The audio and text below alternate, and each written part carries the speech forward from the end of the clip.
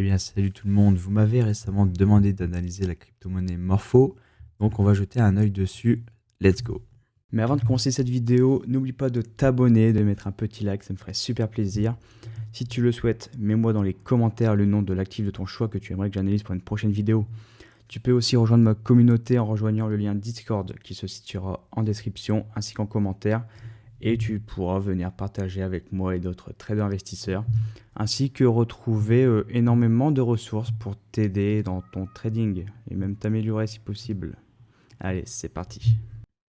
Donc pour parler rapidement de Morpho, donc c'est un projet sur de la DeFi, donc qui est un peu un optimiseur de lending sur Ethereum et Base. Ça permet tout simplement, ils ont introduit en fait un système de peer-to-peer à parier, donc qui permet aux prêteurs et aux emprunteurs d'être directement liés ensemble, ce qui peut donc générer des taux plus attractifs qu'une approche traditionnelle par pool. Donc on a quand même des tokenomics intéressantes sur Morpho, puisque on voit que depuis avril 2025, on commence à avoir, on va dire, une assez grosse release des tokens, mais qui se fait un peu en forme de marche d'escalier, donc un peu en mode petit à petit. Donc c'est une gestion quand même, je trouve, très intéressante, qui est quand même propre. Donc une release qui se fait tout de même étape par étape, et pas non plus en mode bourrin, donc ce qui n'est pas à faire de toute manière. Ce projet peut monter jusqu'à, je crois, 1 milliard de tokens. Je ne sais plus du tout, je vais regarder ça. Donc je suis pas sur le bon. Je vais retourner sur Morpho. Et on a donc un market cap de 500 millions, une SDV de 1, presque 600 milliards, pardon. Et voilà, on a une offre totale qui sera de 1 milliard de... Alors je sais plus si j'ai dit 1 million avant, je me suis complètement trompé. Je voulais dire 1 milliard de Morpho, donc de tokens. Et actuellement, l'offre en circulation est de 320 millions. Donc on a encore un x3 de jetons en circulation à faire. Donc attention tout de même à cette dilution. J'ai pu remarquer que j'ai vu également que ce projet Morpho avait une levée de fonds solide. Donc ils ont commencé à lever 18 millions de dollars en 2022. J'ai vu ensuite qu'ils ont levé 50 millions de dollars début 2025 auprès d'investisseurs de premier plan. Donc par exemple comme Coinbase Venture, Pantera, A16Z. Donc qui sont quand même des piliers quand même des ventures crypto. J'ai pu voir également que non, ce sera tout. Ah non, j'ai vu également qu'en mai 2025, Morpho gérait 2,4 milliards de dollars juste sur Ethereum, donc c'est quand même énorme. On a une TVL qui a dépassé les 6 milliards de dollars, donc il continue d'avoir un volume croissant. Donc ça, je sais pas si je vais pouvoir voir ça justement ici, cette TVL. Je ne pense pas. Dommage. Et donc j'ai pu revoir aussi qu'au niveau des revenus, donc on avait gagné sur Morpho environ 20 millions de dollars en fees, donc en janvier 2025. Et que cela a permis quand même de gagner des parts face à des concurrents directs, un peu leaders de la DeFi, comme AV par exemple. Et ça, c'est quand même très très bon signe d'avoir un projet comme ça, comme Morpho, qui arrive à prendre des parts et qui arrive un peu à s'imposer aussi, même s'il se démocratise pas tant que ça pour le moment, mais qui arrive quand même par ses chiffres, par ses résultats, à proposer une concurrence sérieuse au plus gros du secteur. Donc, va falloir quand même surveiller ça de près. On va surveiller ça de près. Donc, pour parler un petit peu donc, de Morpho, donc au-delà de, on va dire, du côté encourageant du fondamental, on a une technique aussi qui est très encourageante, qui est très très belle. Donc on n'a pas beaucoup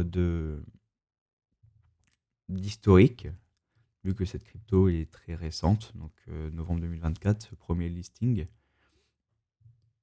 Mais cependant, on est quand même sur une charte très intéressante. On a un marché qui, depuis son top, n'est pas venu créer de nouveaux plus bas. Tac. On est venu s'arrêter juste avant. Et on est venu quand même chercher à créer déjà sur cette vue weekly ce gros W ici. Donc qui est fort encourageant pour le futur. Tac. Et ça, c'est ce qu'on aime voir, donc des W weekly. D'autant plus que la localisation est très très bonne. On n'est pas venu chercher un nouveau plus bas. On a bien retracé. Je pourrais tracer tout simplement aussi mon Fibonacci. On serait dans cette reload zone. Donc on a cette neckline, du W, ouais, qui est toujours en dessous des 0,618. Donc on est vraiment très très bien placé.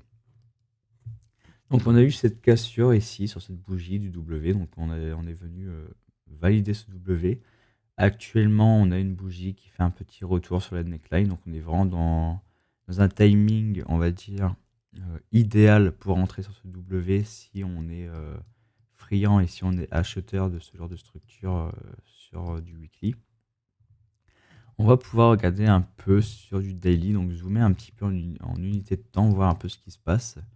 On aura également un peu plus d'historique du coup d'indicateurs. Donc on voit que depuis le top, on est venu chercher donc ce first stop, on a retracé légèrement, on consolide, on relâche, on voit que les vendeurs sont fortement actifs et sont présents. On perd le first stop, donc ça nous signifie quoi de perdre le first stop? Ça signifie que cette tendance est terminée, que la possession du bus a changé de camp et du coup maintenant que on n'est plus du tout dans un marché en tendance, mais on rentre dans un marché en range. Et dans un marché en range, on va essayer de viser la reload zone, qui est la zone optimale pour jouer une position dans un range. Donc on a tout simplement eu une première tentative ici de bottom sur les 618. Malheureusement, on n'a eu aucun signe encore de divergence sur les indicateurs. Peut-être bien ici sur l'OBV, mais elle restait potentielle et on n'est pas du tout venu recasser ce high pour pouvoir la confirmer. Mais ce qui est encourageant, c'est que pendant cette continuité de la baisse, on a eu un OBV qui n'a pas, on va dire, perdu son rythme. Il a continué de rester stable. On n'a pas eu de perte de capitaux, en tout cas sur cette descente. Et ça, c'est quand même très très bon signe. Donc, tac. Donc là, on peut essayer de regarder proche du bottom. On avait eu quand même de la divergence haussière donc sur l'OBV. On voit bien ici que l'OBV fait un bas ici qui reste plus haut que le précédent, tandis que le marché crée un nouveau plus bas. On a aussi de la divergence haussière sur MACD, donc confirmé plus tard. Non, qui n'a pas été confirmé d'ailleurs. On ne l'avait toujours pas confirmé. Donc on a eu cette grosse divergence ici qui n'a pas été confirmée. Mais on a eu tout de même, on va dire, cette petite divergence ici. Donc là, on n'a pas été confirmé non plus sur ce mouvement-là. Donc c'est intéressant de voir que les plus grosses divergences n'ont pas été confirmées, mais seulement sur ce petit mouvement-là qu'on est venu la chercher. Donc on est venu chercher donc, cette petite divergence, on est venu la confirmer. On avait également un peu de divergence haussière sur l'OBV, notamment avec ces deux lots ici. Donc tac tac. On est venu confirmer donc à ce moment-là ici sur cette cassure du W, donc le 26 avril. Et ensuite le marché suite à ça a eu un petit, on va dire une petite correction haussière, un petit retracement histoire de se calmer sur cette baisse. Le marché a ensuite corrigé de cette petite montée. Et c'était un peu le test ultime là pour Morpho, c'est de savoir si on défend totalement ce niveau et on reste haussier et on essaie de changer la tendance, ou alors on repart pour un nouveau tour plus bas. Et Morpho a su tenir le bon coup, donc a tenu bon. Je pense qu'en traçant même mon Fibonacci ici, on voit qu'on est venu aussi plonger une tête dans la reload zone. Tac. Euh, et que le marché a décidé tout simplement de défendre ses niveaux et jusqu'à venir chercher une cassure de ce high ici, qui du coup valide un W weekly même, et qui nous indique aussi qu'on est maintenant reparti dans une nouvelle tendance, comment dire, on n'est plus dans cette tendance baissière, c'est-à-dire qu'on ne fait plus de euh, lower high, lower low, mais que maintenant on change de dynamique en créant des higher high et higher low, donc des plus hauts toujours plus hauts et des bas plus hauts. Bon, c'est un peu compliqué dit comme ça en français, mais si vous êtes adepte plutôt de l'anglais, vous comprendrez mieux. Donc c'est un peu l'analyse primaire vraiment des tendances quand on analyse un marché, un graphique. C'est qu'en marché baissier, ce qu'on remarque tout simplement, c'est que quand on compare les highs ensemble, bah, ces highs sont descendants, ils ne font pas de plus haut, et les lower lows sont toujours plus bas les uns et les autres. Donc on voit qu'on a vraiment ce jeu de zigzag et que quand on retrace à la hausse, on ne dépasse jamais le précédent high et que ce low va forcément aussi revenir faire un nouveau low par rapport au précédent. Donc c'est un peu une analyse primaire des tendances. Donc en analyse de prix, c'est la manière la plus simple de pouvoir analyser tout simplement une tendance.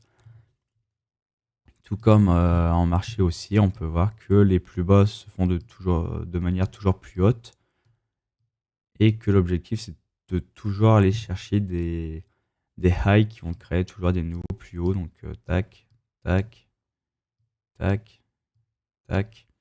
Et toujours pareil, ce genre de schéma en zigzag. Tac. Donc c'est vraiment une manière simple d'analyser les tendances. Et là actuellement, ce qu'on voit sur Morpho, c'est qu'on est en train de repartir dans un schéma plutôt comme celui-ci, plutôt que celui-là. Et ça, c'est plutôt bon signe pour avoir un développement haussier sur le marché. Donc en analyse de prix, c'est simple, on a ce low, on a ce low. Là, on a ce high, on a créé un nouveau plus haut ici. Donc on a quand même un peu ce genre de zigzag. Donc tant qu'on ne casse pas, on va dire, ce low ici, qu'on ne casse pas cette zone, on peut toujours espérer continuer ce schéma ici de higher high, higher low. Et actuellement, donc c'est plutôt bon signe pour Morpho. Donc comme je l'ai dit, on est actuellement quand même sur une localisation très intéressante pour jouer on va dire un pullback sur la neckline du W. Euh, Après, je vais pas forcément m'acharner sur du très court terme, bien qu'on puisse regarder un petit peu ce qui se passe. Mais on peut voir que du coup, on a eu ce franchissement de la résistance ici. On est venu retester cette neckline. On n'a aucun signe de divergence sur les indicateurs en tout cas. Mais on a ce petit M-top tout de même sur le 1 heure. Donc l'idéal, ça serait tout de même de venir de taper ce M histoire de pouvoir l'annuler. Puisqu'on est tout de même reparti quand même dans un retournement de structure, une structure de retournement, pardon, sur du très court terme. Donc je ne serais pas surpris que sur une charte comme ça en horaire, on voit tout simplement Morpho retracer un petit peu. On pourrait tracer tout simplement par exemple le Fibo pour se donner des objectifs sur cette correction. Tac. Donc voilà pour ce Fibo. Donc je pense que dans un premier temps, on pourrait tester peut-être le first stop qui a l'air aussi aligné avec quand même cette résistance ici. On a eu une belle bataille ici, une belle consolidation. Donc on devrait trouver un peu un support dans cette zone si jamais on y revient. Donc voilà pour cette analyse sur Morpho. Donc si ça vous a plu, n'hésitez pas à vous abonner, à mettre un petit like, ça me ferait extrêmement plaisir. Et si vous souhaitez que j'analyse un actif de votre choix, n'hésitez pas à me le dire dans les commentaires. Allez, salut.